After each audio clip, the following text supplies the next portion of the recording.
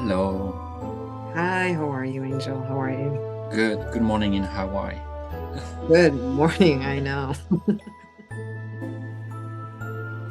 So today, what are we going to talk about? I think we're going to talk about something that you and I talk about a lot is what does it really mean to create from the unknown? And I know you have uh, a lot to say about this, so do I, but why don't you start us out with that? Because I think you have some imagery that's really important to kind of show in the beginning.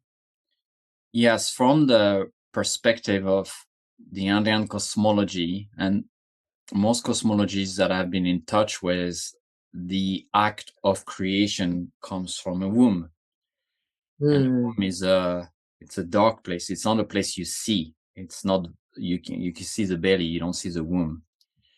So what they're telling us is that the process of creation happened unseen first. And that's where it mhm, really starts. In the same way you can take a seed and plant it in the soil, the seed needs to be buried in the dark. It needs to be unseen, right? On the other side of that, you have the Western way. Uh, when we want to create, we do a vision board, we do a brainstorm, what a strong word, right? Let's do a yeah. brainstorm. And in that cosmology, the brain, the mind is the wind, it's the sky, it's up there, it's not down there. It's radical opposite, in fact, of the force of the earth, of creation, of this belly. It's the other side. And it's very hard as westernized people or Western people to truly believe, meaning feeling it in the depth of our bones and our bodies, that creation happened when we don't do, that we when we don't see, when we don't hear, when we slow down, when it's dark, when there's literally nothing yet, or apparently Mhm, nothing yet, nothing visible mhm, yet. mhm.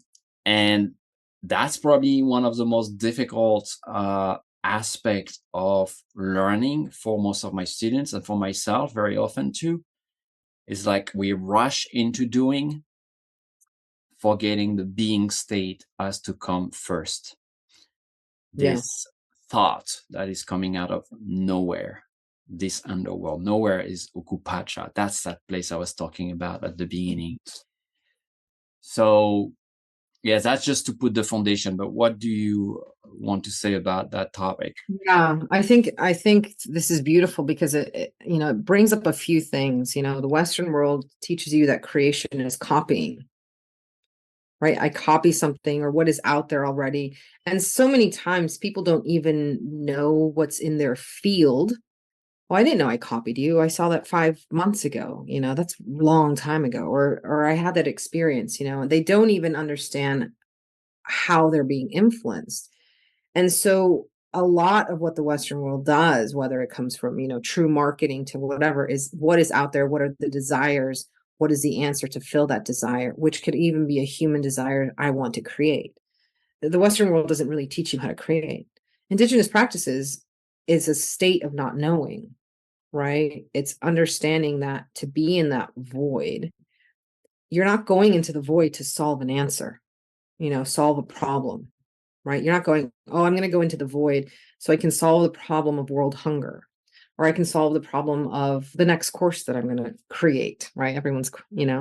You're going into a, a primal state where you connect to the energy of receiving, of not having the answer, of not knowing, and to get you back to that place where you're dependent upon the universe. Because if you're creating from a sense of, oh, I am creating, you're already out of balance, right? You have to go back to understanding, the number one creator on this planet is this planet. Everything from there are our interpretations of creation and our interpretations of how to put things together. So going into that underworld, going into that belly, right? Going into that dark is so important. And, when we look at that and compare it to, let's bring in medicine wheels, because I know you and I like to talk about that. It's also the place of timelessness, Mm. place of the ancestors, right? So when we're connecting to this darkness, right, when you're in a womb, you're still connected to your ancestors being your mother who is feeding you, who has the genetics of all of their ancestors.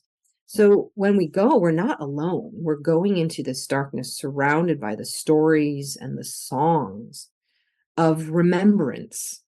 I remember how to pick this herb. I remember all those songs that teach you, right? How all that. And so your lullaby, as you are in that darkness, is that of your ancestors being in deep relationship to all things, right? And so I wanted to add that layer, that lullaby that we're able to sit in when you are creating from, as we're speaking of, an indigenous relationship to creation versus a Western way of, here are the boxes, here's the studies, this is what people are doing, I'm going to solve a problem, not even knowing that someone already did it, you're just repackaging, right? So the Western world repackages, Indigenous world goes into the songs of creation and credits, right? Always credits. This is not mine. This is creator. This was inspired by this and this and this, right? So I think it's very different. And that's why it's woven more together. That's why it's lasted longer, Yes. right? That's why Indigenous ways have lasted so long, is because Yeah, there is we, a big aspect of humility, right? That we are not the creator, that this idea is not ours, this song is not ours, this any creation that is coming from somewhere else before us. As Western people, we often start or always start step two, I would say. We forget that there was a step before that for that to happen. Years ago, I think a couple of years ago, I was the Machu Picchu with my teacher, and we were with a group of people that we brought to Peru, and someone asked, how did they created this incredible site, this construction on this mountain that is very vertical with all this beautiful temple and gigantic stones, and my teacher, I think the person was asking, how did they cut the stone and how did they bring them here, and how did they do that, right? Because yeah. of the technology they had at the time, all that. And the answer of my teacher was they created it because they dreamed of it. They Mhm. had a dream. Our ancestor, my ancestor, had a dream, and that dream comes from the creator, from their ancestors. It came from the land. It came from the stars, and that dream they could see exactly what you're seeing now, probably even more, because it's not Mhm. exactly how it was in the past.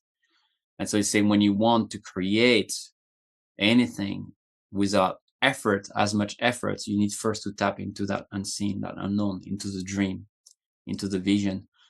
And everything we have in our world today come from there. Even like, I don't know, my coffee cup here.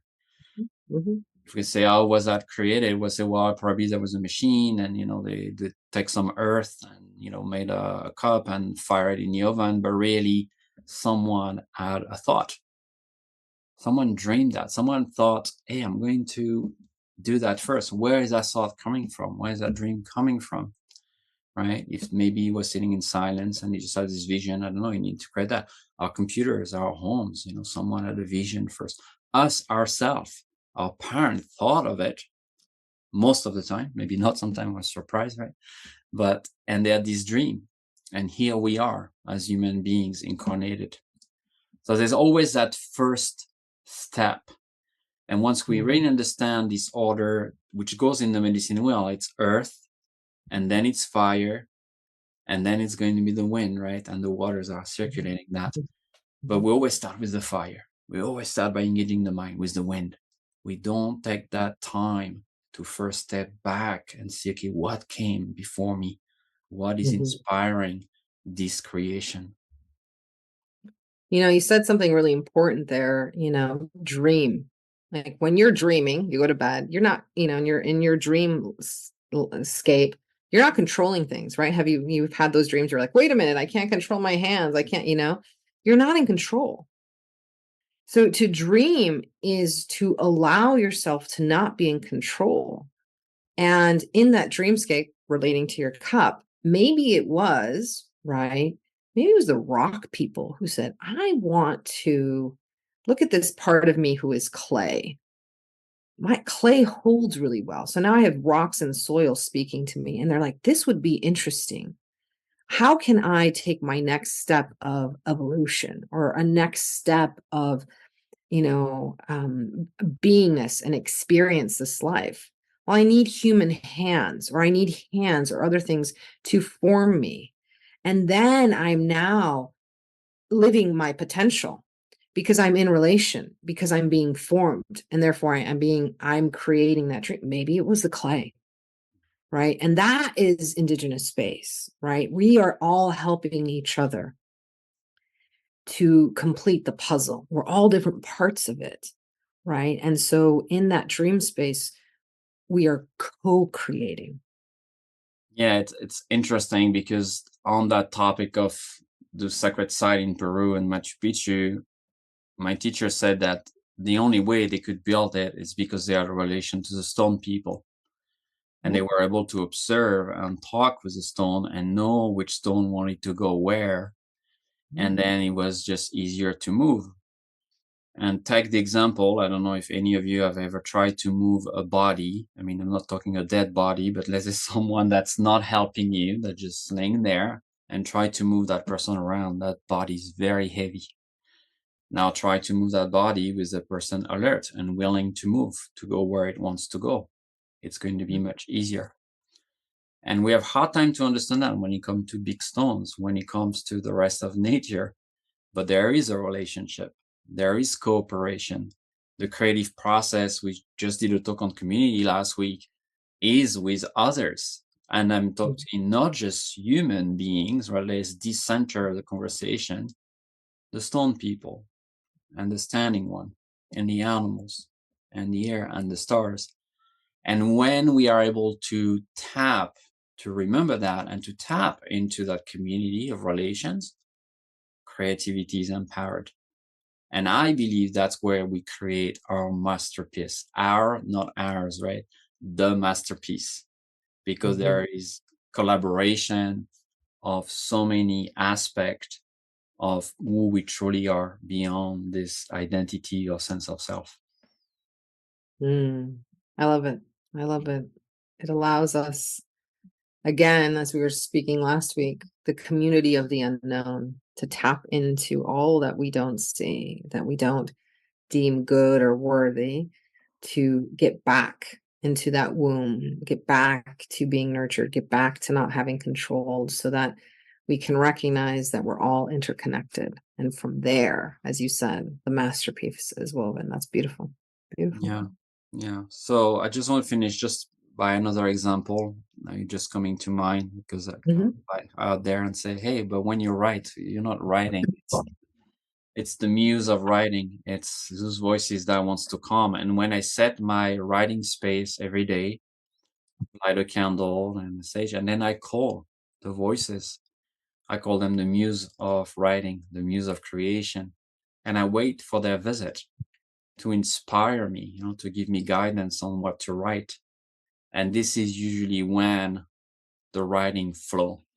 But if I sit on my computer and say, I need to write today because I write every day, and I force myself to write, nothing good is going to come out because I've disconnected and I've forgotten that it is not my process, that it is a collective process. And I experience that, pretty much every day when I have to write. Yes, writing is about listening. Yeah. It's beautiful. Well, thank you so much, Angel. Yeah, thank you, Marita.